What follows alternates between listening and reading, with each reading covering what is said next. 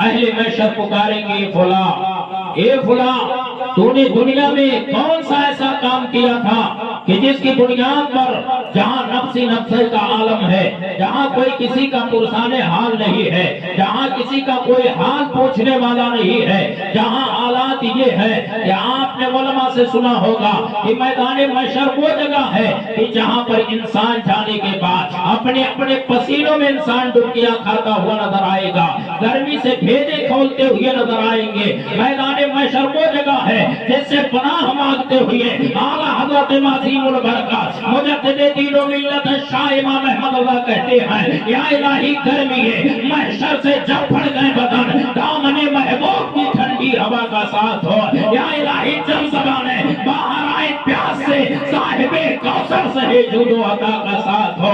ایسے عالم میں جب لوگ گزریں گے تو ایک عالم یہ حافظ جس نے قرآن پڑھا ہے، قرآن پر عمل کیا ہے، جب وہ گزرے گا اس کے ماں باپ گزریں گے تو اس کے ماں باپ کے ساتھ ایسی دستار رکھی جائے گی جو دستار اتنی چمکدار ہوگی اس کی سورج کی روشنی پھیکی پڑ جائے گی، سورج کی روشنی پھیکی پڑتی ہوئی نظر آئے گی۔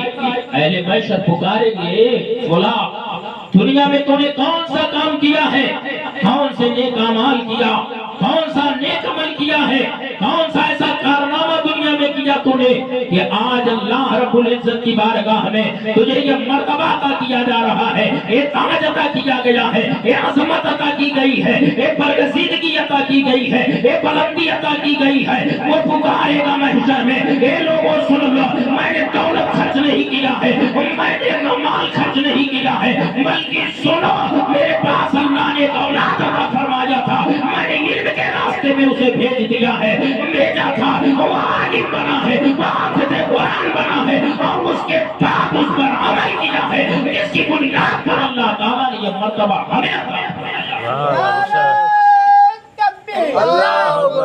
اللہ کے رسول نے فرمایا کہ قرآن پڑھا سیکھا اس پر عمل کیا تو اس کے ماں باپ کو قیامت کے دن ایسا تاج پہنایا جائے گا جس کی روشنی سورج کی روشنی سے اچھی ہوگی۔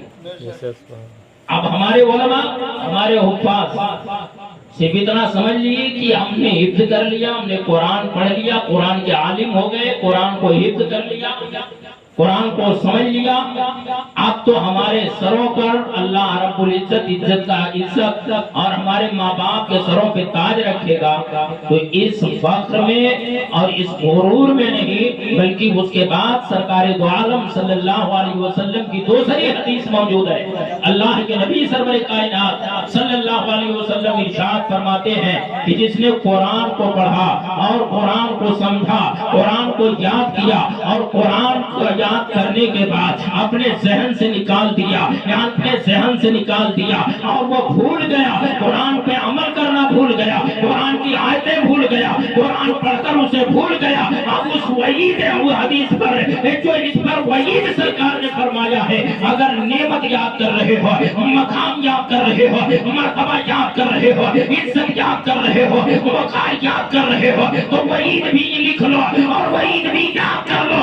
آقا فرماتے ہیں جس نے قرآن پڑھا اور اسے بھلا دیا، میدان محشر کے لیے جب اسے اٹھایا جائے گا تو اندھا اور کوڑی بنا کر میدان محشر میں پیش کیا جائے گا۔ اہل محشر دیکھ کے سمجھ جائیں گے کہ قرآن پڑھ کے بھول گئے، اندھا اور کوڑی بنا کر اس کو میدان محشر میں اٹھایا جائے گا۔ اس لیے قرآن پڑھو، عالم بنو، عالم بنو، اور اس میں ماں باپ کا اہم رول ہوتا ہے، اہم کردار ہوتا ہے۔ میں آپ کو تواریخ کے حوالے سے بتاؤں کہ یقیناً حضرت اورنگزیب عالمگیر علیہ الرحمہ اسی ہندوستان کے بادشاہ تھے۔ حضرت اورنگزیب عالمگیر 49 سال 8 مہینہ کچھ دن اس بھارت کی سرزمین پر، اور وہ یہ بھارت نہیں جسے ہم دیکھ رہے ہیں بلکہ وہ کہہ لیجیے کہ اکھنڈ بھارت پر، اکھنڈ بھارت پر حضرت اورنگزیب عالمگیر نے 49 سال 8 مہینہ کچھ دن حکومت فرمایا۔ ان کی حکومت کا دائرہ تبت کی وادی سے لے کر کے افغانستان کی سرحد بنگال کی کھاڑی تک تنہا حاکم اورنگزیب عالمگیر تھے، لیکن 20 سال کا عرصہ گزر چکا تھا، 20 سال کا وقت گزر چکا تھا، یہ ملاقات ہو رہی ہے۔ اس کے بعد گلے لپٹ کر کے دونوں روئے، کافی دیر تک رونے کے بعد اپنا اس علی بن سفیان نے اپنی بیوی کو اپنے سے جدا فرمایا، کہا ٹھیک ہے اب اللہ تعالیٰ نے ہم دونوں کو ملا دیا، لیکن یہ تو بتاؤ کہ جو تمہارے پیٹ میں بچہ پروان چڑھ رہا تھا وہ بیٹا پیدا ہوا تھا یا بیٹی پیدا ہوئی تھی؟ اگر بیٹا پیدا ہوا تو وہ گیا کہاں؟ بیٹی پیدا ہوئی تو آپ نے نکاح کہاں کیا ہے؟ تب تک بیوی مسکرائی اور کہا میرے شریک حیات کیا تم ڈائریکٹ گھر چلے آئے ہو؟ کہا نہیں میں ڈائریکٹ گھر نہیں آیا ہو۔ کہا پھر کہاں آئے ہو؟ پھر کہاں سے آئے ہو؟ کہا میں سب سے پہلے مسجد نبوی گیا، مسجد نبوی میں 2 رکعت نماز ادا فرمایا ہو اور اس کے بعد نبی کے روضے پر گیا ہو اور نبی کے روضے سے میں آ رہا ہوں۔ بیوی نے کہا کوئی وہاں دکھائی نہیں دیا؟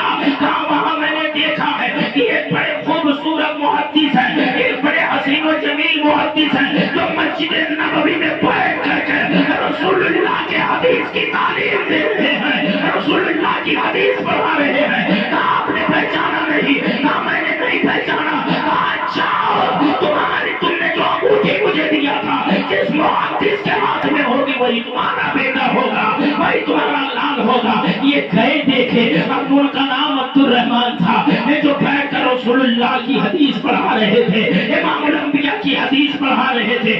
گئے قریب سے دیکھا انگوٹھی جو ہے نظر آئی۔ آپ نے کہا نام کیا ہے؟ آگے بڑھ گئے، کہا اے محدث آپ کا نام کیا ہے؟ کہا میرا نام عبد الرحمن ہے۔ کہا آپ کے باپ کا نام کیا ہے؟ کہا عبد الرحمن بن علی بن سفیان، یعنی میرا عبد الرحمن نام ہے، میرے باپ کا سفیان، میرے باپ کا علی نام ہے اور ان کے باپ کا سفیان نام ہے عبد الرحمن بن علی بن سفیان، یعنی یہ میری نسبت ہے۔ کہا کھڑے ہو جاؤ، کھڑے ہو گئے، گلے سے لگا لیا اور رونا شروع کر دیا۔ محدث نے کہا آپ کیوں رو رہے ہو؟ میرے باپ کا نام سن کر آپ کیوں رو رہے ہو؟ میرے والد کا نام سن کر آپ کیوں دہاڑے مار رہے ہو؟